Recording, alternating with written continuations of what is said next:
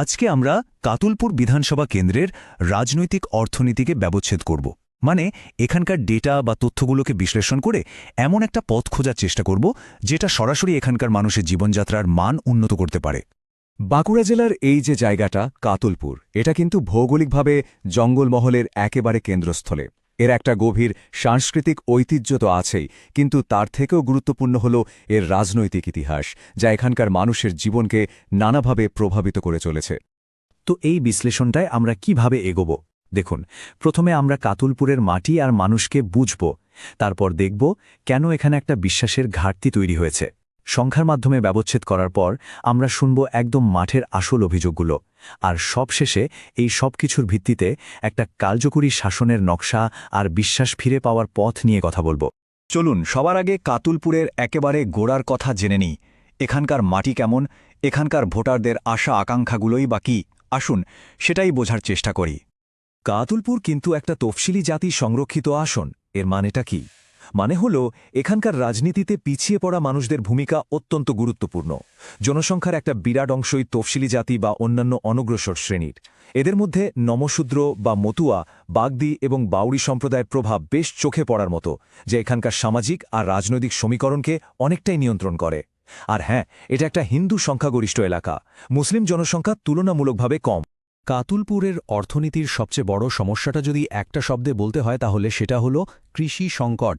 এই একটা সমস্যাই এখানকার বেশিরভাগ মানুষের জীবন জীবিকার ওপর একটা কালো ছায়ার মতো চেপে বসে আছে। সমস্যাটা ঠিক কোথায়? কৃষকরা বলছেন তারা তাদের কষ্টের ফসল মানে ধান প্রতি কুইন্টাল মাত্র ১৮০০ টাকায় বিক্রি করতে বাধ্য হচ্ছেন। ভাবুন একবার। অথচ সরকার নির্ধারিত ন্যূনতম সহায়ক মূল্য বা এমএসপি থেকে অনেকটাই বেশি। এই যে ফারাকটা, এটাই তো তাদের রোজগারে সরাসরি আঘাত হানছে আর অসন্তোষের আগুনে ঘি ঢালছে।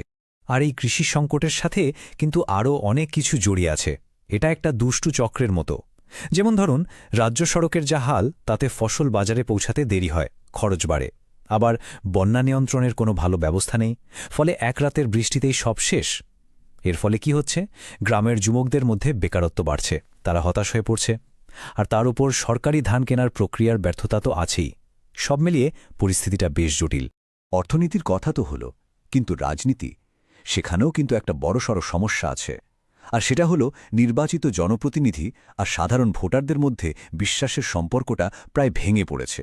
কেনই ভাঙন, চলুন সেটাই দেখি। যেমন ধরুন, এখানকার বিধায়ক হরকালী প্রতিহারের কথা। ২০২১ সালে মানুষ তাকে প্রতিষ্ঠান বিরোধিতার হাওয়ায় ভোট দিয়েছিল। একজন প্রাক্তন স্কুল শিক্ষক হিসেবে তার একটা পরিচিতি ছিল, কিন্তু জেতার পর তিনি দলবদল করেন, আর ঠিক তখন থেকেই মানুষের মনে তার বিশ্বাসযোগ্যতা নিয়ে একটা বড় প্রশ্ন তৈরি হয়েছে। মানুষ এখন মনে করছে স্থানীয় উন্নয়নে তার বিশেষ কোনো ভূমিকা নেই এবং তিনি একজন সুবিধাবাদী নেতা ছাড়া আর কিছুই নন। এই কথাটা এখানকার পরিস্থিতির জন্য একেবারে খাঁটি।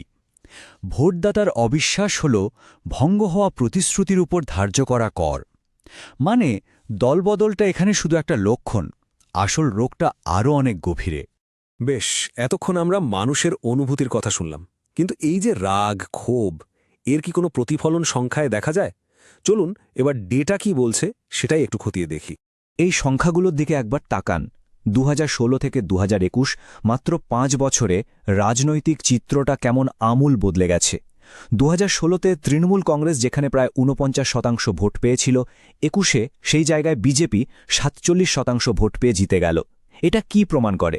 এটা প্রমাণ করে যে কাতুলপুরের ভোটাররা কোনো একটা দলকে অন্ধভাবে আঁকড়ে ধরে থাকেন না, তাদের রায় খুব দ্রুত বদলাতে পারে।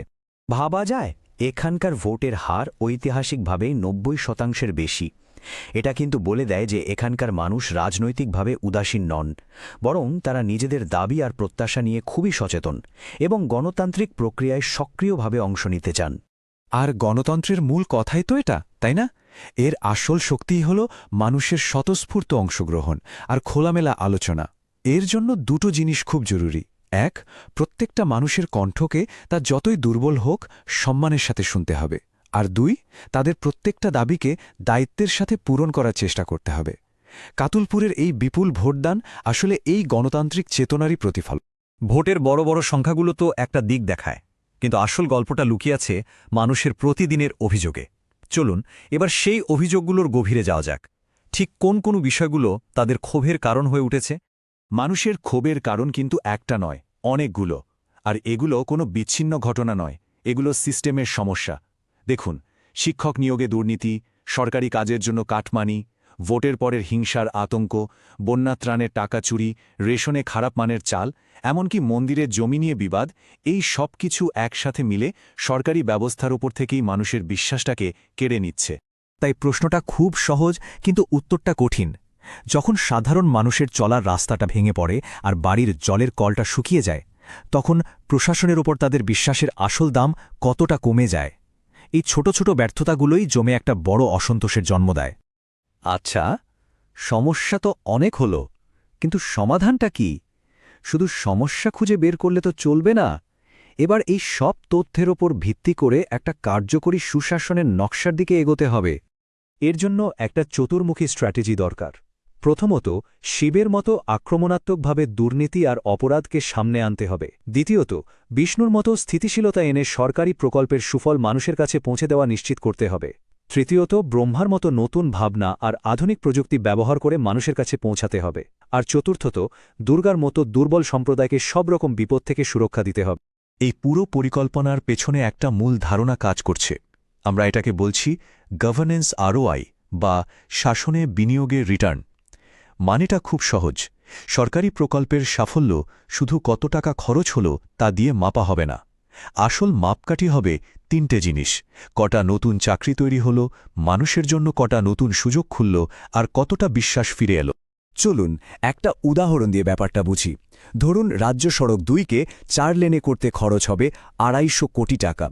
এখন প্রশ্ন হল, এর বদলে মানুষ কি পাবে? পাবে দ্রুত ব্যবসা বাণিজ্যের সুযোগ আর নতুন চাকরি। একইভাবে 75 কোটি টাকার একটা কৃষি প্রক্রিয়াকরণ কেন্দ্র প্রায় 500 মানুষের চাকরির ব্যবস্থা করতে পারে আর কৃষকদের ফসলের ন্যায্য দাম নিশ্চিত করতে পারে। আর 30 কোটি টাকার একটা স্কিল ডেভেলপমেন্ট কেন্দ্র প্রতি বছর 1000 প্রশিক্ষিত যুবক তৈরি করতে পারে। এইটাই হলো আসল রিটার্ন। তবে এই আধুনিক শাসন ব্যবস্থায় একটা বিষয় কিন্তু সবসময় মাথায় রাখতে হবে: মানুষের ব্যক্তিগত তথ্য এবং তাদের সম্মতি। এই দুটো জিনিস হল একটা পবিত্র আমানতের মতো। এই তথ্য ব্যবহার করার সময় মানুষের গোপনীয়তাকে সবসময় সম্মান করতে হবে। আর তথ্য শুধুমাত্র সেই জনকল্যাণমূলক কাজেই ব্যবহার করা যাবে যার জন্য মানুষ সম্মতি দিয়েছিল। তাহলে এত আলোচনার পর আমরা কি বুঝলাম? আমরা বুঝলাম যে বিশ্বাস কোনো আকাশ থেকে পড়া জিনিস নয়। বিশ্বাসকে তৈরি করতে হয় অনেকটা ইঞ্জিনিয়ারিংয়ের মতো করে, সঠিক পরিকল্পনা আর কার্যকরী পদক্ষেপের মাধ্যমে। মানুষের কাছে সঠিক সময়ে সঠিক পরিষেবা পৌঁছে দিয়েই এই বিশ্বাস অর্জন করা সম্ভব। তাহলে শেষ প্রশ্নটা এটাই থাকল, বিশ্বাস কি শুধু নির্বাচনের সময় করা একটা ফাঁকা প্রতিশ্রুতি, নাকি এটা এমন একটা দায়বদ্ধতার ব্যবস্থা যা নির্বাচনের পরে প্রতিদিন তিল তিল করে তৈরি করতে হয়?